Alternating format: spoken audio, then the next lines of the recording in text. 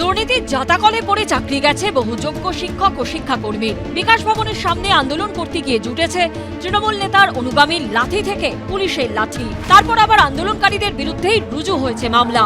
এই প্রেক্ষাপটে পুলিশের ভূমিকা নিয়ে সরব হয়েছে বিরোধীরা। বৃহস্পতিবার বিধাননগর কমিশনারেটের দপ্তরে বিক্ষোভ দেখালো বিজেপি যুব মোর্চা। করুণাময়ী থেকে শুরু হয় বিজেপির যুব মোর্চার মিছিল।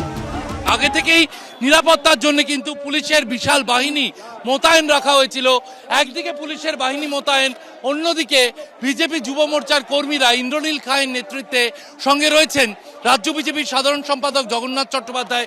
তাদের নেতৃত্বে কিন্তু এই বিজেপি যুব মোর্চার যে সমর্থক কর্মী যারা এসেছেন, যে ভিড় দেখা যাচ্ছে। মুর্শিদাবাদে দাঙ্গার সময় পুলিশের বিরুদ্ধে ওঠা নিষ্ক্রিয়তার অভিযোগ এবং চাকরিহারাদের উপর পুলিশের লাঠিচার্জের ঘটনার তুলনা টেনে এদিন সুর চড়ান বিজেপি নেতারা। তারা মালদা মুর্শিদাবাদে তাদেরকে যখন সাধারণ মানুষের ঘর আক্রমণ হচ্ছিল, হরগোবিন্দ দাস, চন্দন দাসকে ঘর থেকে বার করে নিয়ে তাদেরকে কুপিয়ে হত্যা করলো, তখন এই পুলিশ প্রশাসনকে দেখা যায়নি। তখন তারা কাপুরুষ হয়ে বসেছিল। কিন্তু পুলিশকে হঠাৎ করে তারা বীরপুরুষ হিসেবে উদয় হয় কখন? যখন যোগ্য শিক্ষক শিক্ষিকাদের ওপর পিটাতে হয়, তখন পুলিশ একেবারে বীরপুরুষ হয়ে যায়। বিজেপির মিছিল বিধাননগর পুলিশ কমিশনারেটের দপ্তরে পৌঁছলে সেখানে উত্তেজনা তৈরি হয়। পরে যুব মোর্চার প্রতিনিধি দল কমিশনারেটের দপ্তরে ঢোকে।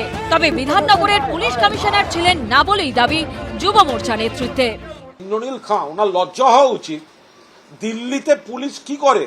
কৃষকদের যখন মারে, যখন ত্রিপুরাতে বিজেপি সরকার শিক্ষকদের পেটায়, সেগুলো দেখে তারপর যেন এইসব ইন্দ্রনীল খাঁটা কথা বলে। এখানকার বিধাননগরের পুলিশ কমিশনার এখানে ছিলেন না এবং বিধাননগর পুলিশ কমিশনার নেই, সুতরাং তার থেকে আর জবাব আমরা এক্সপেক্ট করতে পারছি না। যদি একটা আমরা ভিজিবল অ্যাকশন না হয়, তাহলে আগামী 14 দিনের মধ্যে আমরা আরো বৃহত্তর আন্দোলনের দিকে এগোবো।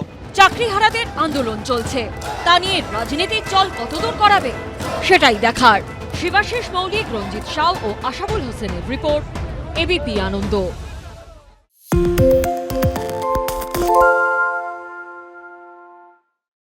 সত্য অন্তহীন, সত্যের খোঁজও তাই, সত্য সন্ধানে তাই আমরা অক্লান্ত, অকুতভয়। এবিপি আনন্দ নতুন ভাবনার প্রতীক, যা মনে মুক্ত, তথ্যে যুক্ত এবং যাবতীয় সীমানার বাঁধন থেকে মুক্ত।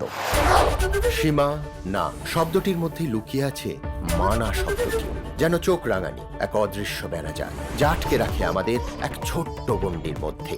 একমাত্র সঠিক খবরই গড়ে তুলবে এক মুক্ত সমাজ।